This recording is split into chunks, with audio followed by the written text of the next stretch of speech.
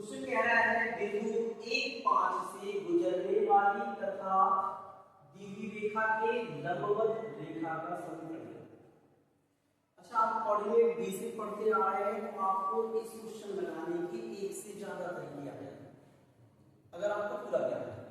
तो अभी अपन दो टाइप डिस्कस करेंगे, ठीक है। एक है सीधा सीधा किसी बिंदु से होकर गुजरने वाली रेखा का समीकरण। तो देखिए हम लिखेंगे बिंदु 1,5 से होकर जाने वाली रेखा का समीकरण,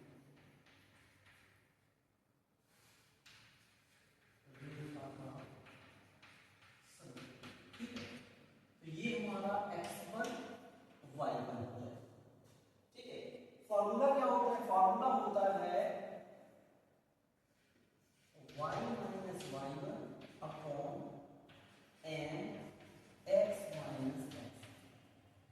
ये फॉर्मूला है किसी बिंदु से होकर जाने वाली रेखा का समीकरण, ठीक है। तो हमारे x1 y1 ये है, हमें m की जरूरत पड़ेगी। तो अभी हम रख रहे हैं y माइनस y1 कितना है 5, x माइनस x1 कितना है 1।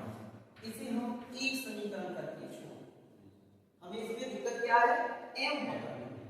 अब m पता करने के लिए क्वेश्चन में आगे कुछ ना कुछ दिया होगा, तो आगे दिया है इस रेखा के लंबवत है। तो हमें पता है कि कोई रेखा किसी के लंबवत हो तो उनके प्रवणताओं का गुणनफल माइनस होता है, ये हमें पता है। तो हम क्या करेंगे? अच्छा, इसे हम m1 मान लेते हैं, ठीक है। तथा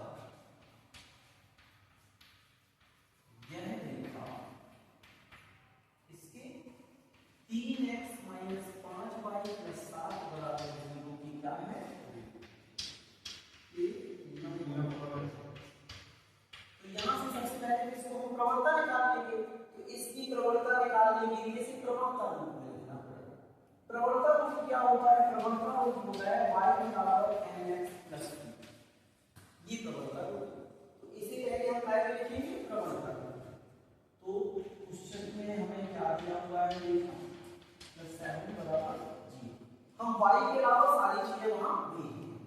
तो ये हो जाएगा 5y, 7 हमारा जाएगा तो काय में जाएगा माइनस में, 3x भी जाएगा तो काय में जाएगा माइनस में, और ये 5y माइनस करना तो माइनस से ये 3x हो गया माइनस, पूरी में माइनस का मल्टीप्लाई करके तो हो जाएगा 5y बराबर 3x प्लस 7।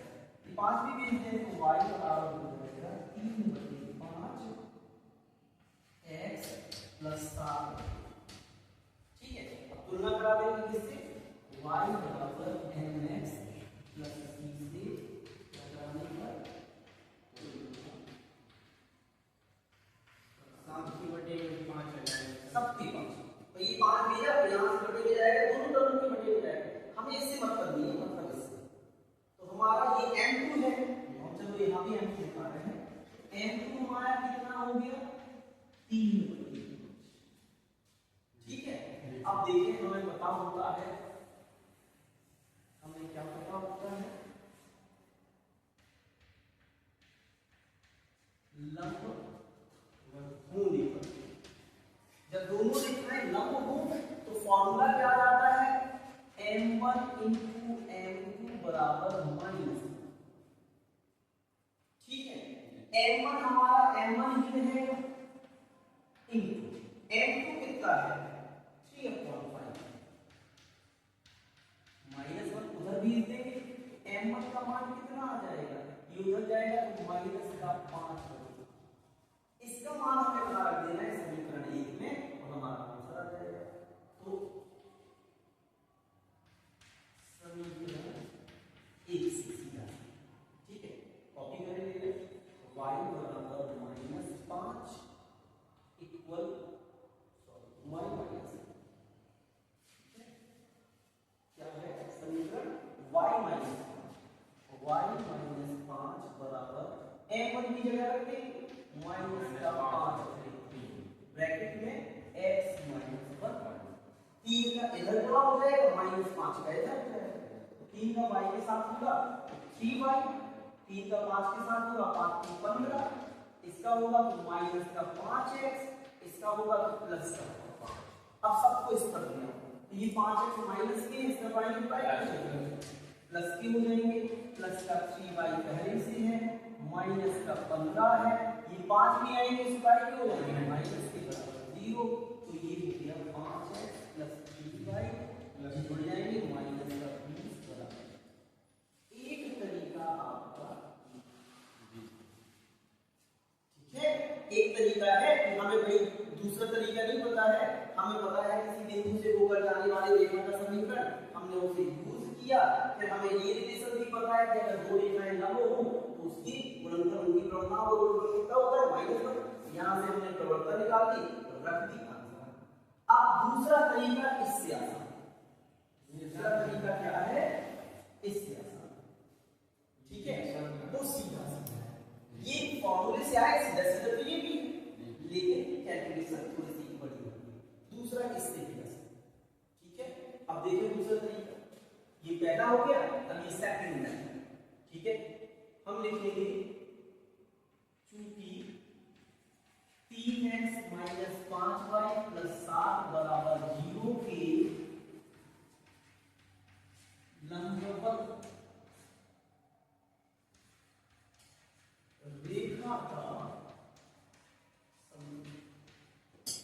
ठीक। अब यहां पे हम आपको फॉर्मूला बताएंगे।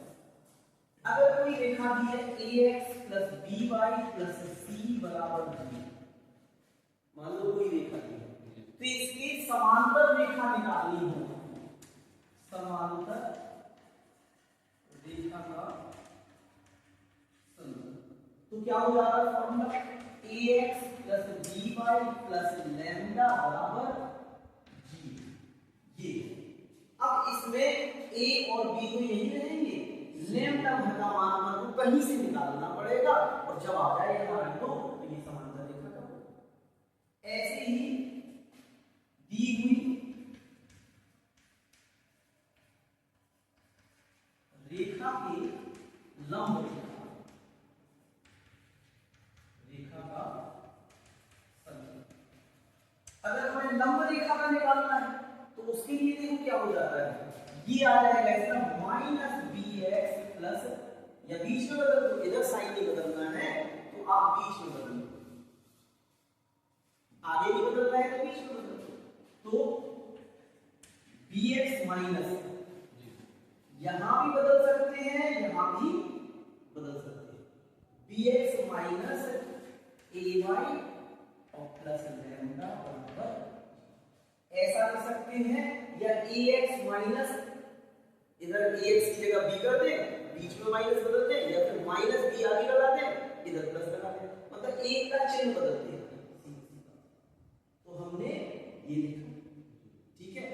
अब ये आ गया, इसमें भी लैम्डा निकालना है किसी तरीके से, तो चलो हम यही से कर लेते हैं। तो देखो ये हो जाएगा, तो ये माइनस का है तो हम इसका चिन्ह बदल लेंगे, तो ये क्या हो जाएगा प्लस का, तो हो जाएगा 5x, या नहीं बदलना है इसके अकॉर्डिंग चलना है, तो हम क्या कर रहे हैं, माइनस का 5x minus 3y plus lambda equal 0।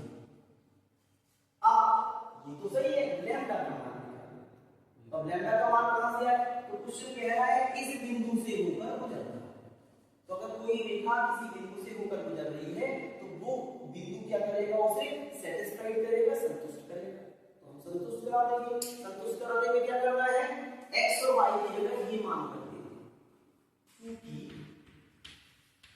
यह रेखा क्या कर रहा है, बिंदु a और 5 से क्या हो रही है, गुजरती है, जा रही है, गुजरती,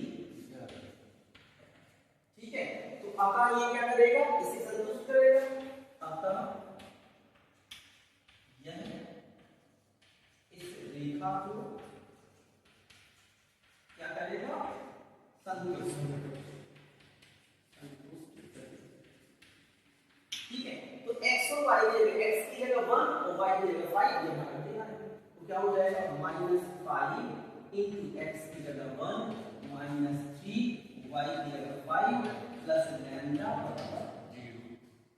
अब हम लैम्डा का मान निकाल ये हो गया -5 थी 15 प्लस लैम्डा बराबर 0।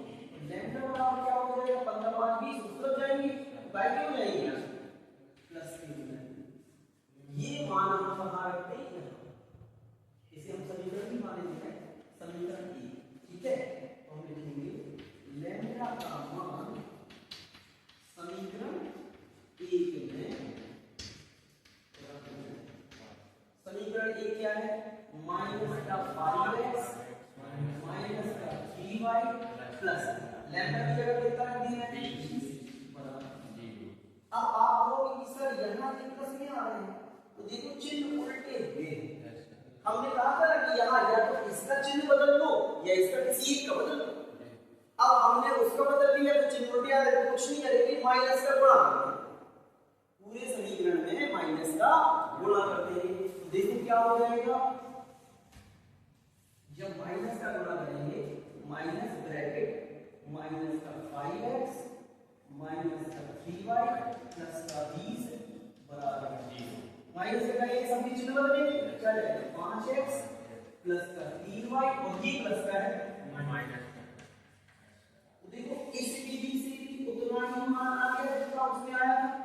देखिए यहां क्या आया था आंसर क्या है 5x प्लस 3y माइनस 20 बराबर 0। वहां भी क्या आ गया 5x प्लस 3y माइनस 20 बराबर ये थोड़ी आसान मेथड है।